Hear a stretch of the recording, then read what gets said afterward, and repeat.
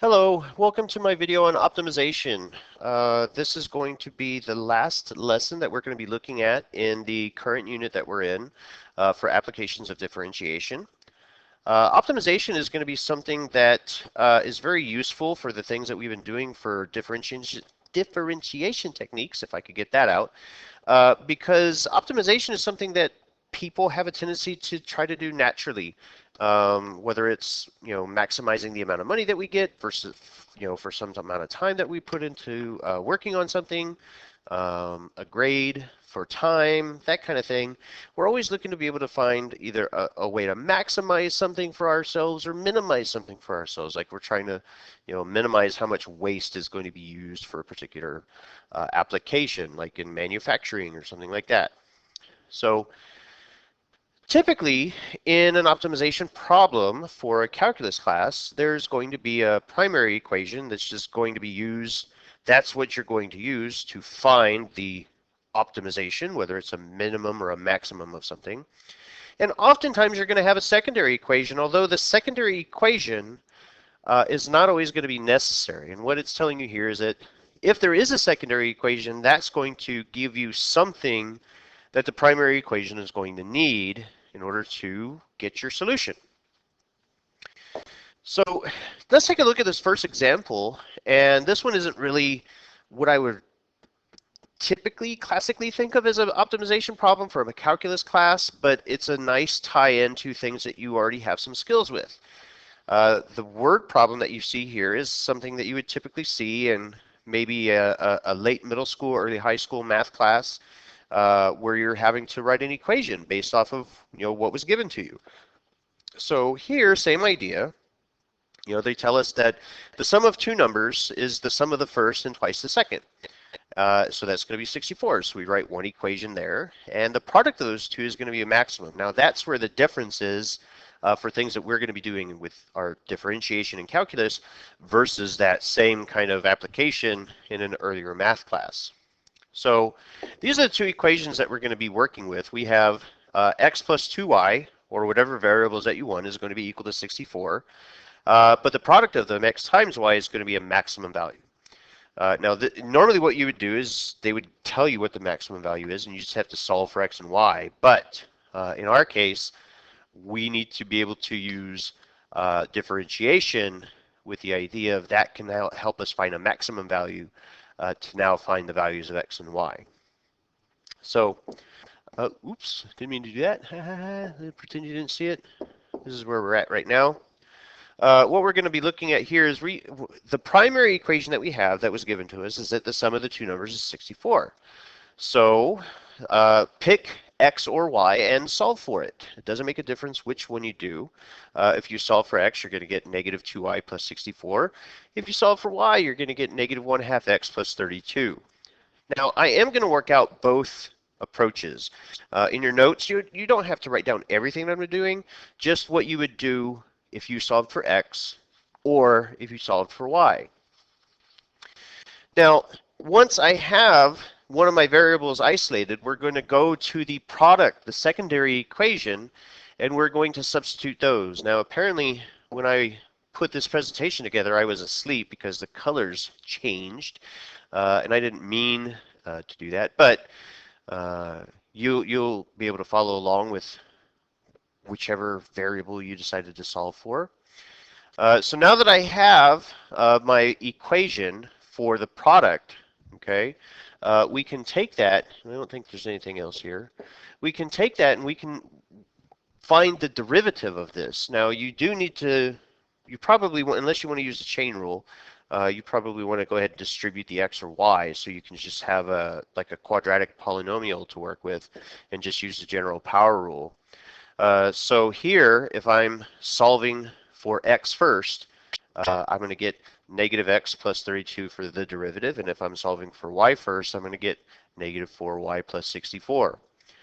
Now, we want to find where are the maximum, or what are the critical numbers. So to find the critical numbers, you say, well, that's where the derivative is 0, so you set it equal to 0, and you solve for your variable. In this case, x is going to be 32.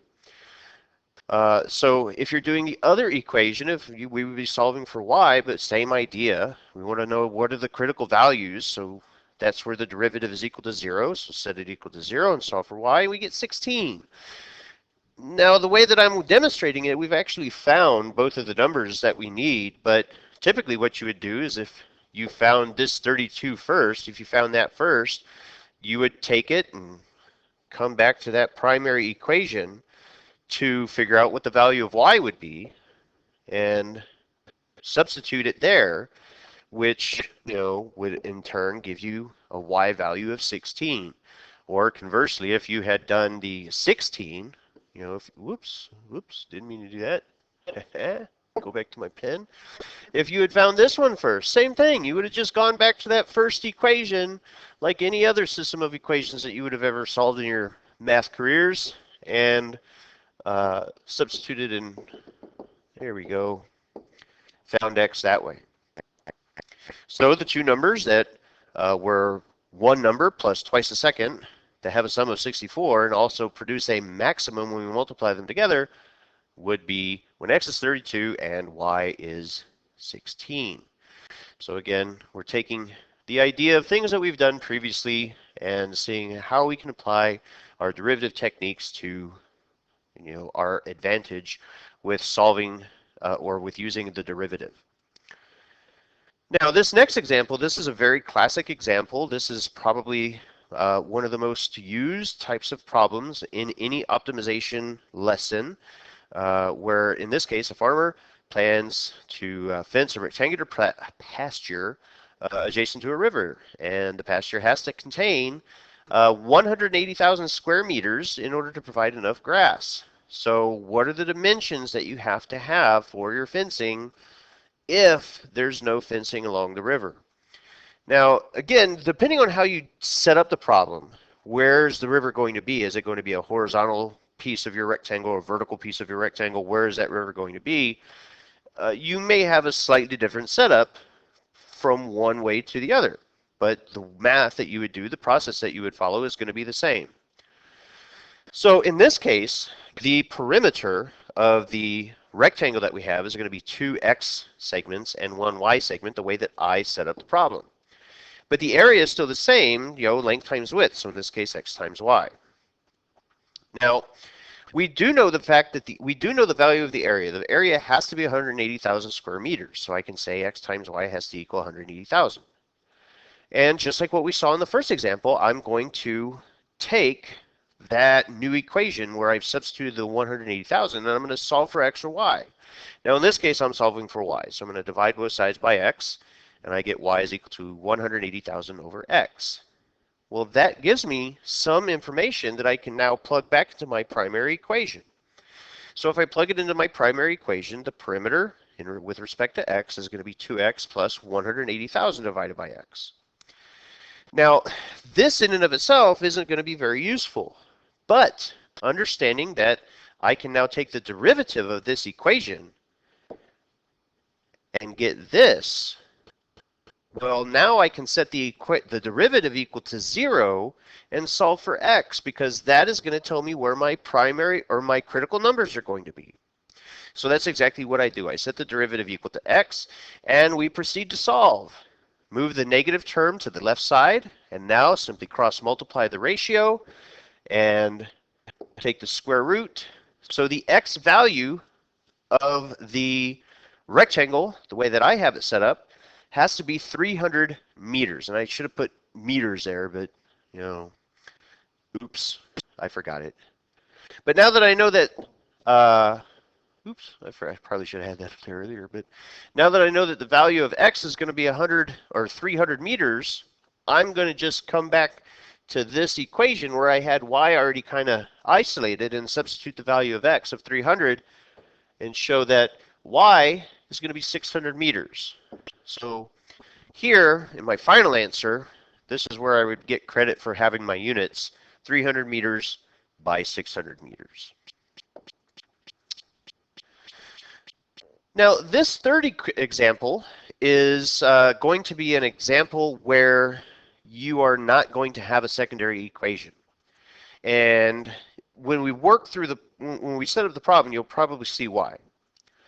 An open box is being constructed from a piece of sheet metal that is 18 by 30 inches. And we're going to be cutting squares of equal size from all four corners and then bending up the tabs that are left over to make the sides of the box. So what size squares need to be cut out in order to have a maximum volume? And what is that volume going to be? So here, this is kind of what we're starting with. We have this sheet metal 18 by 30 and we're going to be cutting out squares so we can fold it up, and that's what we're going to end up with. So here, this is a diagram showing you what the length, width, and height are going to be when you do that. So the height of the box is going to be X. That's going to be determined by whatever size of the square that you cut off. And the length and width are going to be the difference of the 18 and 30 that we started with minus the 2 X's that we cut out. So the volume of a box is length times width times height. So that's what I have here, except, again, I'm asleep again, apparently, when I did this. This is supposed to be 2x here. So length times width times height. Now, when you multiply through that to do all your distribution, to put it in standard form, we wind up with this, 4x to the third power minus 96x squared plus 540x. And what we want to do at this point, because this is going to be the only equation that we don't have any other equation. We want to find the derivative of the given function, and then we want to find out what its critical numbers are. So we set it equal to 0 and solve it. So in this case, the derivative is going to be 12x squared minus 192x plus 540. Now you have a whole slew of things in your math arsenal to figure out how do you solve this quadratic. You can try factoring it, setting it equal, or using the quadratic formula. In this case, the way that I'm going to demonstrate it is I'm going to use the process of completing the square, simply because it's probably something that you haven't seen a whole lot of, and it's a useful tool. So I'm going to solve this using the completing the square method, and this is what I get when I do that. Remember, we kind of factor out the a value, the 12, from the first two terms only, and then the new middle term, the negative 16, we divide that by 2 and square it, and that's where the 64 inside of the parentheses is coming from. The 540, the y-intercept, the constant, stays outside of the parentheses, and then we subtract the same number that we factored, minus the 12, times whatever that new number was, the 64 in this case. So again, the only reason I'm doing completing the square is simply because not everybody is used to seeing it this way. You're more than welcome to do the quadratic formula, and you should get the same answers. So this is typically what we would look at when we're trying to put the function in vertex form if we want to graph it. So I know the vertex of this particular function would be at positive 8 and negative 228 if we were trying to graph it, but we're not. We're trying to solve it. So move the 228 over, divide by 12, and then take the square root of both, divide by 12, take the square root of both sides, and then get x by itself. So this would be the exact answers that you should have gotten from the quadratic formula as well. And these are the approximate answers. Now, of course, they're rounded here, but on my calculator when I was working this out, I saved those numbers because we only round at the end. We never do any math with rounded numbers. So we have those numbers saved into our calculator. Now, those are the critical numbers. What I do is I take those two critical numbers and I plug them into the original function. So if I take the 12.4 number almost, and I plug it into the function that I have for my volume, I get about a volume of a negative 438, which is not possible. Which kind of makes sense because I wouldn't want to cut 12 inches off of each corner anyway, because then I wouldn't have a box. But if I cut a corner that's about 3.6 inches off each corner, that will give me a volume of about 886.6 cubic inches. So the size of the square that you should cut off is about 3.641 inches, which will result in the box having a volume a maximum volume in this case of 886.553 inches cubed.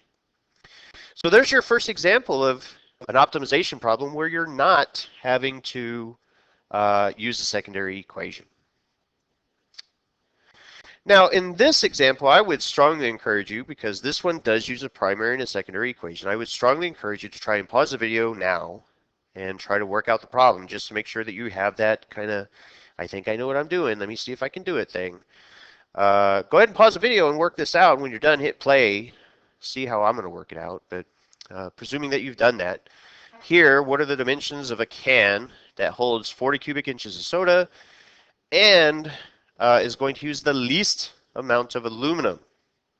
So in this case, we have to presume that it's going to be a perfect cylinder. And we know soda cans aren't perfect cylinders because it's kind of concave on one side, and there's of course a little lip where you drink from that's kind of beveled. It comes up a little bit, so it's not perfectly flat, but we're presuming for the purposes of simplicity. Now, let's see. This is kind of what we're working with here, okay? Where we start with the cylinder. So the perfect cylinder is supposed to be what the soda can looks like. And of course, the areas for the bases and the lateral area of the cylinder, in case you don't remember them. But let's move on, see how we're going to do this. So since they gave us the value of the volume, we have to take that and use the volume formula and solve for something. Solve for the radius or solve for the height. Now in this case, I'm going to solve for the height because it's just going to be so much easier to solve for the height than it is to solve for the radius. Because if I solve for the radius, I'm going to have a square root of something, and that just complicates things. So I'm going to solve for the height in this case. So I wind up with 40 divided by pi r squared. So that's going to be my number that I'm going to use now to work with the surface area formula, the 2 pi r squared plus 2 pi rh. So I'm going to take the value of the height that I found, and I'm going to substitute it into the surface area formula, and that's what I have now. And I hope you see where this is going. This is where we're going. First of all, we need to simplify the surface area formula. So the pi is on the right side after the plus. Those are going to simplify. Same thing with the radius. And the 2 times the 40 ultimately gives me 80 over r. So this is where I'm going to take the derivative. So hopefully you saw that coming. Yeah, we have to have a derivative in order to do a minimum or a maximum something. So find the derivative, and this is what I end up with. And just like in the other examples, set it equal to 0 and solve for the radius in this case. Now, here I'm going to take the negative 80 over r squared term and move it to the left side. So now I have a proportion that I can use to multiply the r squared to the right side and divide by the 4 pi on the left side. And I'm going to wind up with 20 over pi is equal to r cubed. So the radius has to be the cube root of that, which would be the cube root of 20 over pi, or approximately 1.9 inches. So think about having a soda can with a diameter of nearly 4 inches. It's a pretty big soda can. But anyway, that's the radius that we would have. So what is the height going to be? So now I take the radius that we found, substitute it back into the original equation that we did when we isolated the height. And of course, I have that 1.853 number saved in the calculator, or you could just type in the value as it's given to you as the exact value. And we get a height of about 3.707 inches. So hopefully, if you did that on your own before me, you're celebrating right now and say, yes, I got it. Now, here's our last example, and boy, is this one a doozy. Did they save the best for last? Let me tell you. This requires a good amount of prior knowledge, particularly with geometry in this case. And this is going to be another example where we are not going to have a secondary equation. There's only going to be a primary equation. So which points on the graph of y is equal to 4 minus x squared are going to be the closest to the point 0, 2, where we have a y-intercept? Or just that point on the y-axis. May not be a y-intercept for anything that we need. But this is the diagram, okay? So we have the quadratic, of course, is being reflected vertically and moved up 4 spaces. Everything else, point for point, should be the same as a parent function. And the point that we have, if you notice, I'm showing that any point on the graph is going to be x or y or xy, but since they're giving us the value of y to be 4 minus x squared, I'm substituting that for the y value of the coordinate. Okay? Pardon me. Now this is a doozy of a question. Ultimately, what we're trying to do is we're trying to find the distance between the point 0.02 on the y-axis and somewhere on the parabola. So that means we have to use the distance formula. So substituting into the distance formula, we're going to get x minus 0, where I'm kind of looking at this. I'm kind of looking at this as being 0.1, and I'm looking at this as being my 0.2 when I substitute it into the distance formula. So, you know, x1 minus x2 kind of thing inside of the parentheses for the distance formula. Anyway, we need to simplify this and see what we wind up getting. So inside the parentheses, combine your like terms, and of course, this is a little typo. This should be x squared, not x times 2. Okay, now distribute the negative inside of the radical, and we wind up, or actually, no, not distribute the negative, but expand the x minus, or 2 minus x squared, and then distribute the negative, and we wind up with this nice little expression. X squared plus 4 minus 4x squared plus x to the 4th.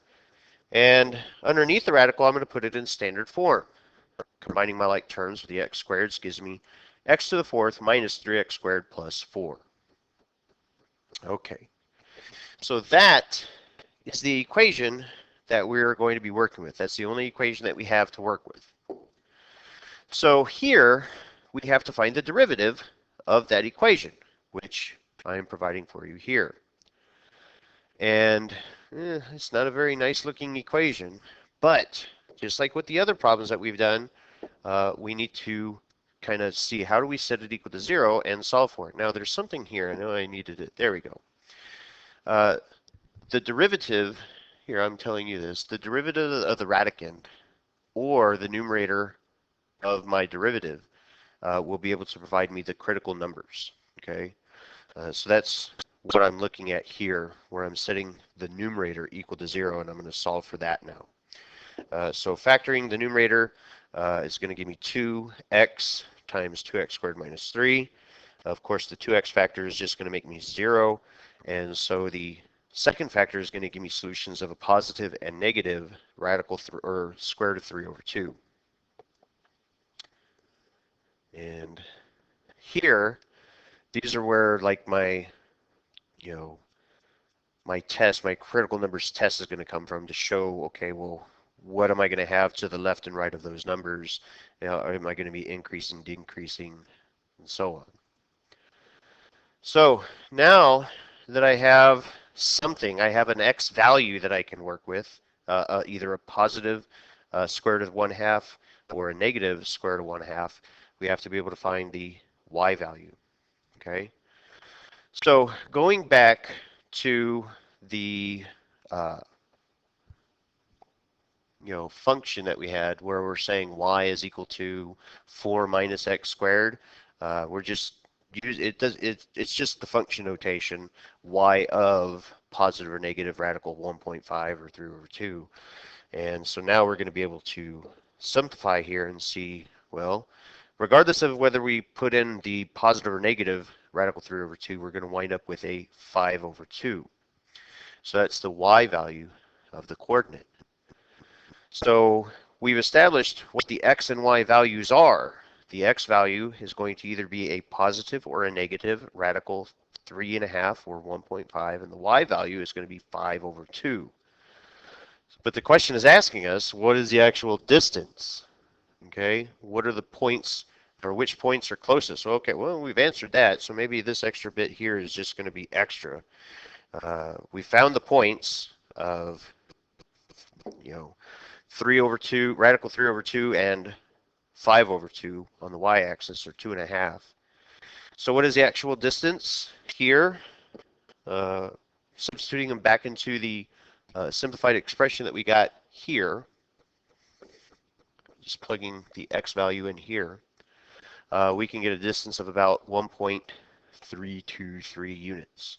I don't remember what this last one was here. What is that last thing that I typed here telling me?